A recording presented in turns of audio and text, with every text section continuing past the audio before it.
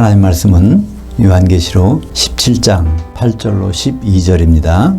내가 본 그 짐승은 전에 있었다가 지금은 없으나 장차 무저갱에로부터 올라와 멸망으로 들어갈 자니 그 땅에 사는 자들로서 창세 이후로 그 이름이 생명책에 기록되지 못한 자들이 이전에 있었다가 지금은 없으나 장차 나올 그 짐승을 보고 놀랍게 여기리라. 지혜 있는 뜻이 여기 있으니 그 일곱 머리들은 그 여자가 앉은 일곱 산들이요 또 일곱 왕들이라. 다섯은 망하였고 하나는 있고 다른 하나는 아직 이르지 아니하였으나 이르면 반드시 잠시 동안 머무르리라. 전에 있었다가 지금은 없어진 그 짐승은 여덟째 왕이니 그 일곱 제국 중에 속한 자라. 그가 멸망으로 들어가리라.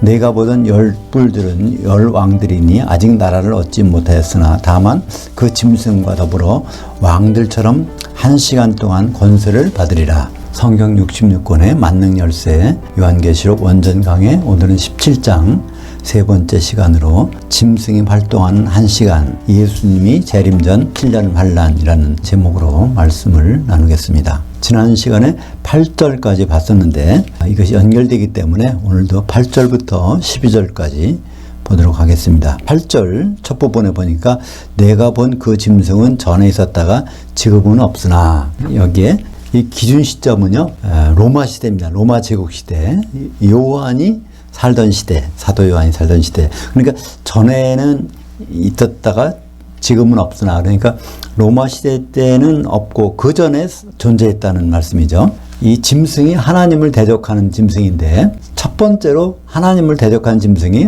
누군가를 성경을 쭉 거꾸로 올라갈 수도 있고 또는 창세기부터 쭉 내려올 수도 있잖아요. 근데 창세기부터 쭉 내려오다 보면 첫 번째 대적한 사람이 분명히 나요. 이 사람이 아닐 수가 없어. 니므롯이란 말이에요. 니므롯. 고대 바벨탑을 쌓던 바벨론 제국의 왕이 이게 하나님을 대적하는 첫 번째 사람이라는 것은 누가 봐도 부인할 수 없습니다. 그죠? 창세기 10장 8절에 구스가 또 니므롯을 낳았으니 그는 세상의 첫 번째 용사라. 여기 첫 번째라는 말이 나와요. 근데 어떤 첫 번째냐면 여호와 앞에서 용감한 사냥꾼이 되었으므로. 그러니까 여기서 앞에서는 좋은 뜻일 수도 있고 그렇지 않으면 나쁜 뜻일 수도 있어요. 그러니까 다시 말하면 대적하는 여호와를 대적하는 첫 번째 용사라는 뜻이 여기에 있습니다.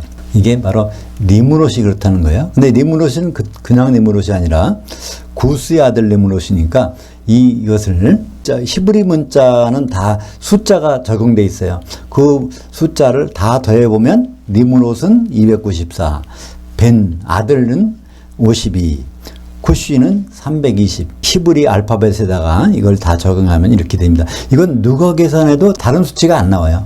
그래서 666이 되는 것이 바로 요한계시록 13장에 나오는 짐승의 수, 어떤 사람의 수가 660. 그러니까 니므롯이 바로 전에 있었지만 로마 시대에는 없어요. 그러니까 그 전에 죽었으니까, 그죠? 근데 장차 나오는데 어디서 나와요? 무저갱에서 나온다는 거예요. 8절 그 뒷부분 보겠습니다. 장차 무저갱으로부터 올라와 멸망으로 들어갈 자니. 사람은 죽으면 어디 가죠? 사람은 죽으면 불신자는 음부, 또 구약의 성도들은 아브라함의 품이라고도 하고 요한계시록에서는 사망이라고 하는데 거기로 갑니다. 근데 무저갱에는 누가 들어가요? 사람은 여기 안 들어가요. 지난번에 살펴봤죠? 무저갱에는 누가복음 8장 31절에 있는 대로 귀신들이 들어가는 데입니다. 그러니까 무저갱에서 나왔던 얘기는 귀신이 나왔던 얘기예요. 그러면 전에 있었다가 지금은 없으나 장차 무저갱에서 나온다는 얘기는 바로 니므롯에 들어가 있던 귀신이 나중에 무저갱에 들어갔다가 나온다는 것으로 이렇게 볼 수밖에 없습니다. 그리고 이제 결국 와서 멸망한다는 거예요. 우리는 알죠. 짐승이 어디로 멸망하는지. 지옥 가는 게 아니라 직접 불못에 들어갑니다. 그 땅에 사는 자들로 창세 이후로 그 이름이 생명책이 기록되지 못한 자들은 이전에 있었다가 지금은 없으나 장차 나올 그 짐승을 보고 놀랍게 여기리라. 교회에 이 짐승을 아주 놀랍게 여기는 사람들이 있다는 거예요. 근데 이 사람이 누구냐면 생명책에 이름이 기록된 적이 없어. 한 번도. 그러니까 창세 이후로 한 번도 기록된 적이 없어요. 이 말은 이제 무슨 말일까요? 거듭나 본 적이 없는 사람들이죠. 교회 생활하는데 거듭나지 않고 그냥 교회 생활하는 사람들이 있다는 얘기예요. 그러니까 우리 이제 교회에서 가장 중요한 일은 뭘까요? 거듭나지도 않고 교회 생활하다가 죽은 사람들이 얼마나 불쌍해요. 그죠? 거듭났다가 타락해가지고 생명책 이름이 지워질 수도 있어. 그죠? 그런 사람들 불쌍하지만은 거듭나 보지도 않고서 거듭난 줄 생각하고 있다가 나중에 죽은 사람, 그런 사람들이 있단 말이에요.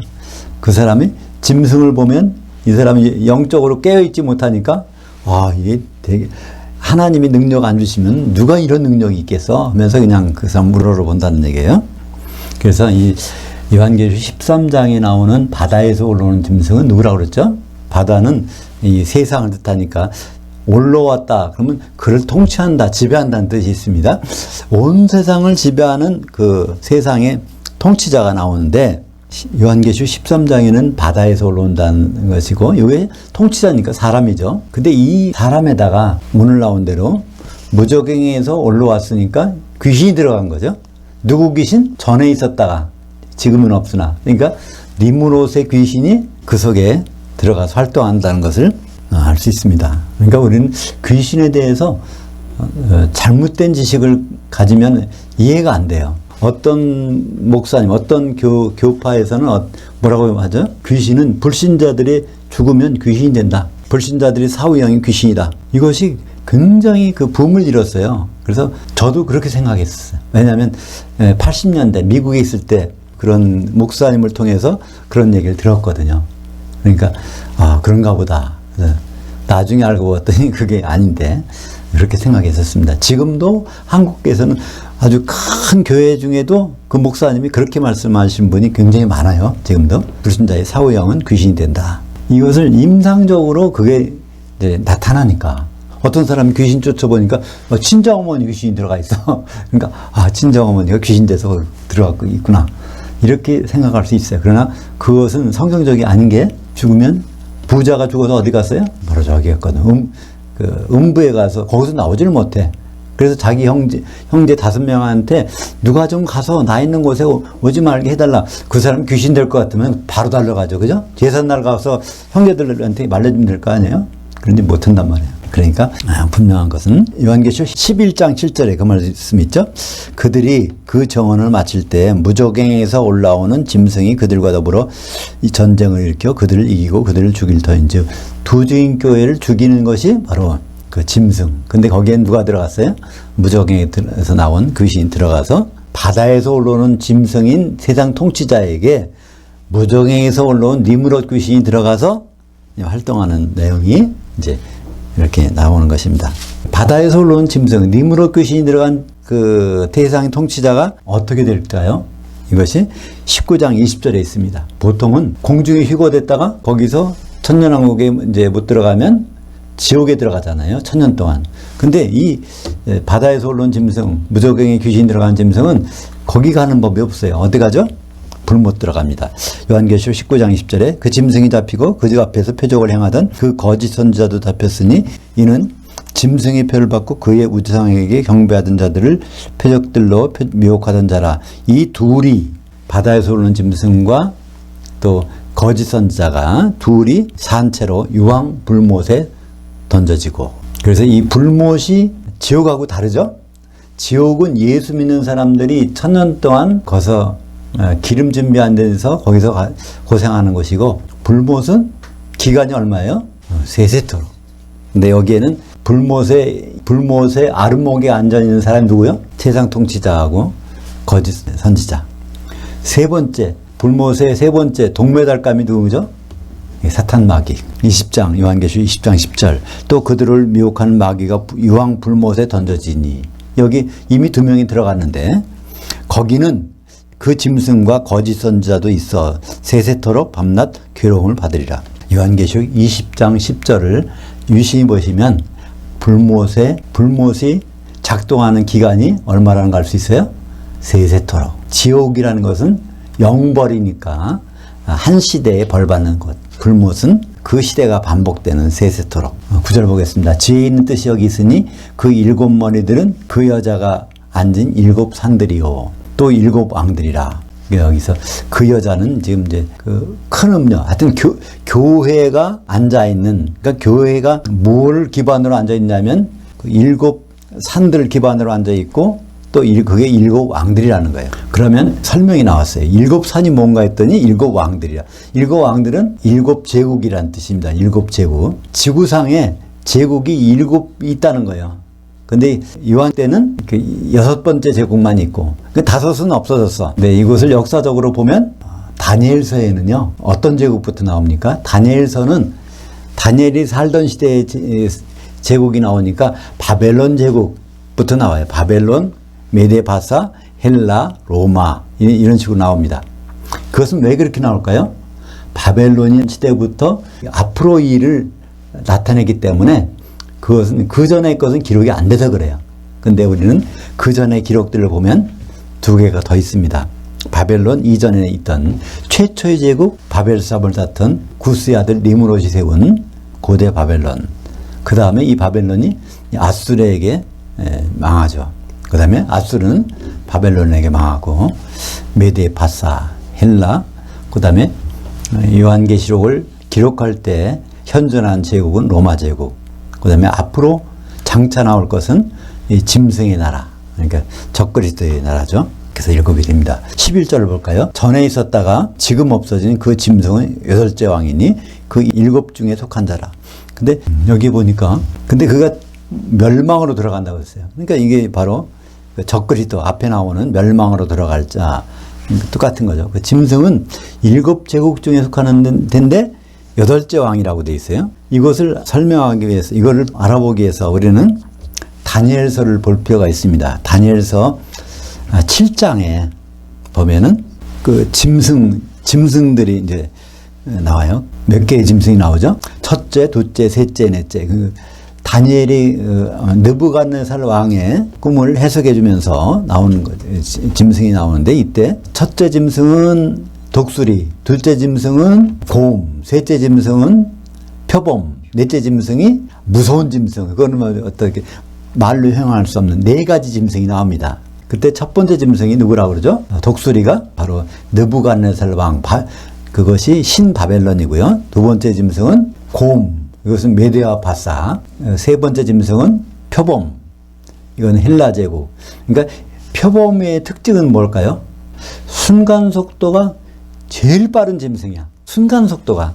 그러니까 표범이 맹수가 사냥할 때 표범에게 안 잡힐 짐승이 없을 정도로 표범이 순간 속도가 빠르대요. 그래. 근데 표범에서로부터 그 구출되는 유일한 방법은 조금만 버티면 된대. 표범이 순간 속도로 따라오다가 그때 순간만 지나면 힘이 팍 떨어진대요.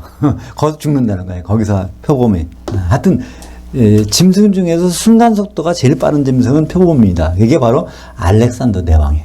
알렉산더 대왕이 30세에 세계를 정복했잖아요. 그 당시 세계를. 그죠? 인더스강까지 갔으니까. 이렇게 순식간에 정복하는 헬라 제국의 왕, 알렉산더를 타는 게 그 헬라 제국입니다. 그 다음에 네 번째 짐승이 이제 그 로마 제국으로 상징하는 거죠. 근데 로마 제국을 설명한 것이 다니엘서 7장 19절 또 20절을 보겠습니다. 이게 내가 넷째 짐승에 관하여 확실히 알고자 하였으니 곧 그것은 모든 짐승과 달라서 심히 무섭다 하더라. 이는 쇠요. 철로 된 겁니다. 그 발톱은 노신이 먹고 부서뜨리고 나머지는 발로 밟았으며 또 그것의 머리에는 10뿔들이 있고 그 외에 다른 10뿔이 나오매 3뿔은 그 앞에서 빠졌으며 그 뿔 앞에는 눈도 있고 큰 말을 하는 입도 있고 그 모양이 그의 동류보다 커 보이니라. 내가 본즉 이 뿔이 성도들과 싸워 그들에게 이겼더니. 결국 이게 누구죠? 성도들을 다 싸워서 이기는 짐승이 바로 이것을 나타내는 것입니다. 그러니까 로마 제국에서 앞으로 10뿔이 나오는데 로마 제국에서 이제 10뿔이 나오는데 이게 바로 앞으로 나올 열왕이라는 거죠. 이 왕이 나오죠. 근데 10뿔이 있는데 그게 3개가 한 뿔이 나와서 3개를 잡아먹어. 그럼 8째가 이걸 통치하는 게 나오죠. 그래서 여기 8째 왕이라는 말이 나오는 것입니다. 그죠? 그래서 오늘 11절 요한계시록 17장 11절 전에 있었다가 지금 없어진 그 짐승은 8째 왕이니 사실은 7째 제국이죠. 7째 제국인데 그게 왜 8째 왕이라고 했냐면 그때 이 로마 제국의 10뿔 중에서 3개를 잡아먹고 이거 강력하게 다스리고 있는 그 뿌리이기 때문에 이걸 8번째라고 말하고 있습니다. 그러니까 다시 한번 이걸 확인해 볼까요? 성도들과 더불어 싸우는 이 짐승이 누굴까? 요한계시록 13장 6절, 7절을 보겠습니다. 이게 적그리스도예요. 그 짐승이 입을 벌려 그 하나님을 향하여 비방하되 그의 이름과 그의 장막 곧 하늘에 장막 치는 자들을 비방하더라. 또 권세를 받아 성도들과 싸워 이기게 되고, 다니엘서에 나오는 네 번째 제국, 로마 제국의 후예로 나올 10왕들 중에서 10개 중에서 3개를 잡아먹고 거기에 나타난 8번째 왕이 성도들과 싸워 이겼는데, 이게 누구라고요? 요한계시록 13장 7절에 보니까 바다에서 올라온 짐승이야. 그죠? 이게 동일인이라는 것을 우리는 알 수 있습니다. 12절을 보겠습니다. 네가 보던 10뿔들은 10왕들이니 아직 나라를 얻지 못했으나 다만 그 짐승과 더불어 왕들처럼 1시간 동안 권세를 받으리라. 근데 그 10뿔이 활동하는 시기가 1시간 동안이라는 거예요. 그래서 이 10뿔이 왜 10왕인가? 그게 다니엘서에는 2가지 있죠. 짐승들로서 나타나는 앞으로의 제국들. 또 하나는 이 다니엘서 2장에는 신상이 있어.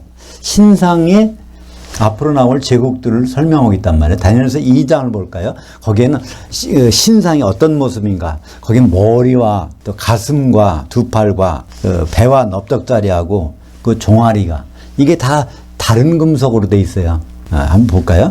요 다니엘서 2장 32절, 33절을 제가 읽겠습니다. 그 우상의 머리는 순금이요, 가슴과 두 팔은 은이요, 배와 넓적다리는 노시요, 그 종아리는 쇠요, 그 발의 얼마는 쇠요, 얼마는 진흙이었더라. 거기까지 한번 보겠습니다. 그러니까 신상을 한번, 여기 그림이 있으면 좋은데 머리를 보세요. 머리가 있고 가슴과 두 팔도 있고 배와 넓적다리가 있고, 그 다음에 이제 종아리가 있고, 그 다음에 발가락이 있어. 그죠? 발에는. 그 발가락에는 뭐가 있어요? 쇠도 있고, 진흙도 있어. 발가락은 몇 개인가요? 사람 발가락은 10개죠? 그러니까 10나라가 여기 10왕들이 있는 겁니다. 그래서 첫 번째 머리는 누구라고요? 그거는 그 당시에 다니엘 시대에는 이게 느부갓네살 왕이야. 그러니까 금으로 되어 있는 거예요. 바벨론 제국이. 그 다음에 가슴과 두 팔. 그러니까 바벨론 다음에 제국은 가슴과 두 팔은 은으로 되어 있는데, 이것은 바로 메데와 파사, 페르시아 제국입니다. 그 다음에 이제 배와 넓적다리, 이것은 헬라 제국. 그 다음에 종아리는 쇠로 됐어요. 이게 로마 제국. 그 다음에 로마 제국 다음에 장차 생길 적그리스도의 나라가 그게 10발가락이 되어 있다는 거예요. 10나라. 근데 일부는 쇠고 일부는 진흙이야. 쇠와 진흙은 어떤 관계에 있죠? 이것이 부스러지는 거야, 서로가 결국은. 그죠? 뭐에 부스러질까요? 그것이 다니엘서 2장 34절에 있습니다. 또 왕이 보신즉 손대지 아니한 돌이 나와서 그 신상이 쇠와 진흙의 발을 쳐서 부서뜨리게. 그 10나라가 있는데 짐승의 나라를 누가 부서뜨려요? 손대지 않은 돌. 손대지 않은 돌은 뭘까요? 이게 바로 예수 그리스도입니다. 다른 건 다 이렇게 돌을요 깎아서 뭘 만들어요. 사람이 손을 대서. 근데 예수님은 이게 반석이야. 누가 깎아서 준 게 아니야. 예수님이, 반석 대신 예수님이 바로 그 짐승의 나라, 그거를 이제 무너뜨리고, 이게 바로 천년왕국이 되는 거죠. 그래서 오늘 10뿔, 10왕 관계를 알아봤습니다. 왜 10뿔이냐면 10발가락이 10이니까. 그러면 이제 오늘 제목처럼 짐승이 활동하는 1시간은 예수님이 재림 전 7년 환란이다. 왜 그런가 한번 살펴보겠습니다. 근데 이 문제를 해결하기 위해서 하나의 문제가 있었어요. 요한계시록 3장 10절을 볼까요? 내가 나의 인내의 말씀을 지켰은즉, 이게 빌라델피아 교회 때 말씀하신 것입니다. 내가 또한 너를 지켜 시험의 1시간을 면하게 하리니 이는 장차 온 거주지에 임하여 그 땅에 거하는 자들을 시험할 1시간이라. 이것은 세상이라고 우리말 번역했는데 세상이 아닙니다. 거주지입니다. 오이쿠메네에 임한다는 거. 오이쿠메네가 성도들이 거주지인데, 이걸 다른 말로 뭐라고 하죠? 교회입니다. 그죠? 성도들이 거주인 교회예요. 그걸 다른 말로 요한계시록에서 땅이라고 그러죠. 이 땅에 거해서 1시간 동안 시험을 할 때가 온다는 거예요, 앞으로. 근데 이 시험을 빌라델피아 교회는 면제받는다는 것입니다. 이 요한계시록 3장만 보면은 도대체 이게 뭔지 몰라. 그죠? 근데 이게 바로 7년 환란이라는 거죠. 빌라델피아 교회의 운명을 볼까요? 7장 3절에 이르되 우리 그 하나님의 종들의 이마에 인치기까지 창이나 바다나 나무들을 해하지 말라 하더라. 내가 인침을 받은 자의 수를 들으니 이스라엘 자손의 각 지파 중에서 인침을 받은 자가 14만 4천이니. 그러니까 14만 4천은 이거 해함을 받지 않는 거예요. 언제 동안? 땅에서 전삼는 반이죠. 근데 이 14만 4천이 다시 또 해를 안 받는 기간이 있어요. 그게 후삼년반입니다. 그것이 요한계시록 14장 1절 보면 또 내가 보니 그 어린 양이 시온산에 섰고 그와 함께 14만 4천이 서 있는데 14만 4천이 예수님 셋째 하늘에 올라간 어린 양과 같이 서 있으니까 14만 4천은 이미 어디로 휴거됐어요? 셋째 하늘로 휴거된 걸 볼 수 있습니다. 그죠? 그러니까 이 빌라델피아 교회는 전 3년 반에는 인 맞아서 해받지 않고 후 3년 반에는 이제 셋째 하늘에 올라갔으니까 짐승의 해를 받지 않습니다.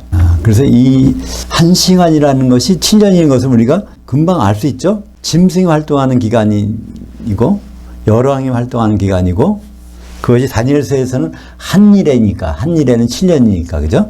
그래서 한 시간을 반으로 나누면은 반시간. 반시간은 어떤 기간일까요? 반시간이라는 단어가 나옵니다. 어디 나올까요? 요한계시록 8장 1절. 일곱째인을 떼실 때에 그 하늘이 반시간 동안 고요하더니. 요한계시록 보면요.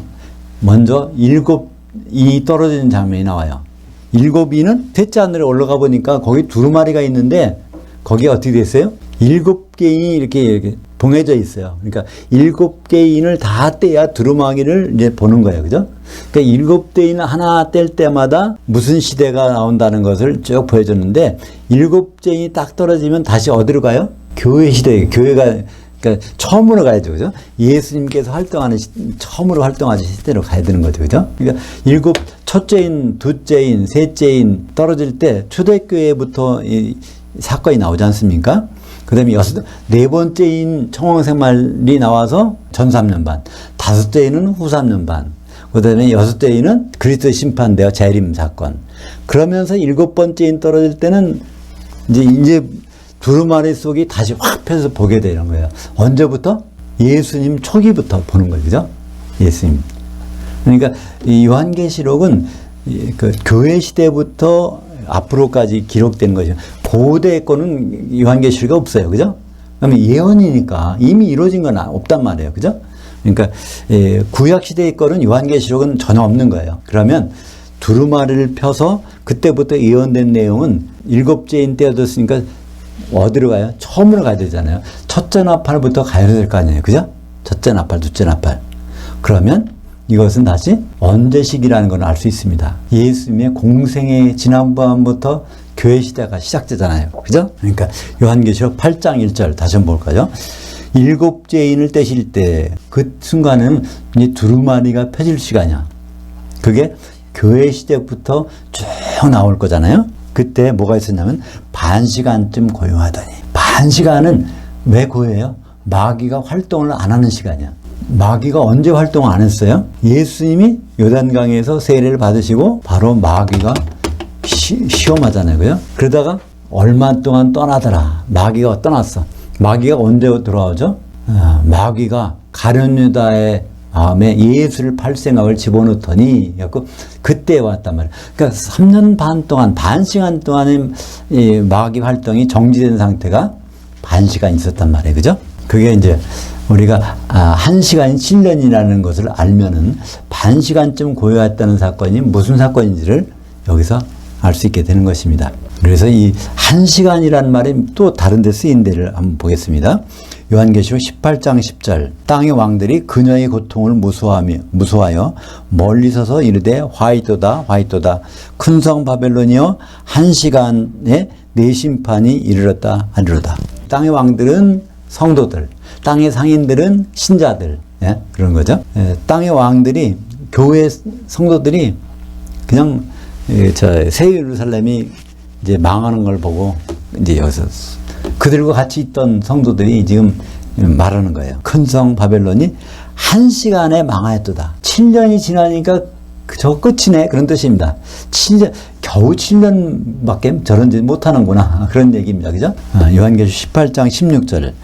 땅의 상인들이, 그러니까 보면 요한계시록에는요, 땅의 왕들이 나오고, 땅의 상인들이 나오고, 땅의 상인들이 누구라 그랬죠? 신자들, 교인들. 이르되 화이트다, 화이트다, 큰 성이여, 세마포 옷과 자주 옷과 붉은 옷을 입고, 금과 보석으로 꾸민 것인데, 이 꾸미다는 단어가 도금한다는 단어죠. 큰 음녀교회는 금과 은과 보석이 있는 것 같지만 겉에만 있고 속에는 그게 아니라는 거예요. 그죠? 그러한 부가 한 시간에 망하였다. 그러니까 7년 지나니까 끝난 거예요. 그죠? 7년 동안에 큰 성 바벨론이 그 음행을 하는 기간이 7년 동안 이렇게 했는데 그게 결국은 망했다는 것입니다. 또 똑같은 상황을 요한계시록 18장 19절에는 누가 말해요? 그 선장과 각처를 다니는 선객들과 선원들과 바다에서 일하는 자들이. 요한계시록은 땅도 나오고 바다도 나오고 강도 나오고, 그런데 이게 다 예수 믿는 사람들이 소속이 어디냐에 따라서, 어디서 신앙생활 하느냐에 따라서 이런 부분이 나눠지고 있는 거죠. 근데 교회에서 직접적인 관여는 않지만 관련된 사람들이 말하는 겁니다. 티끌을 자기 머리에 뿌리고 울며 애통하며 외쳐 이르되 화이트다, 화이트다, 큰 성이여, 바다에서 배부리는 모든 자들이 너희 보배로운 상품으로 치부하였더니 한 시간에 망하였다. 그러니까 결국 이 한 시간은 7년 환란이라는 건 있습니다. 그래서 이 7년 환란, 7년의 기간이 요한계시록에서는 짐승이 활동하는 1시간, 또 반 시간의 경우는 3년 반이라는 것을 우리에게 보여주고 있습니다. 기도하겠습니다. 하나님 아버지, 감사합니다. 짐승은 갑자기 튀어나와서 우리 성도를 괴롭히고 죽이고 하는 것이 아니라 벌써 창세부터 준비되었던 구스의 아들 니므롯에 들어가 있던 귀신이 마지막에 로마 제국 후에 있을 짐승의 나라에서 무적행에서 올라와 다시 활동하는 것을 우리에게 알게 하심을 감사합니다. 지금까지 5제국이 있었고 로마 시대에 한 제국이 있고 그 다음에 마지막에 7번째 제국이 우리를 망하게 하는 제국인데 그들이 정체를 알게 하심을 감사합니다. 이제 주님이 오시기 바로 7년 전 1시간 동안에 당할 일을 우리가 미리 보았사오니 죽기까지 믿음을 지킬 수 있도록 인도하여 주시옵소서. 예수님 이름으로 기도합니다. 아멘.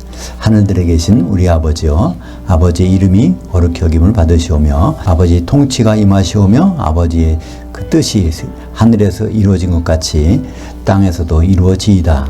오늘날 임박한 그 떡을 주시옵고 우리가 우리에게 빚진 자들 사하여 준 것 같이 우리 죄를 사하여 주시옵고 우리를 시험에 들지 말게 하시옵고 다만 악한 자에게서 구하시옵소서. 대개 통치와 권능이 아버지께 영원히 있사옵나이다. 아멘.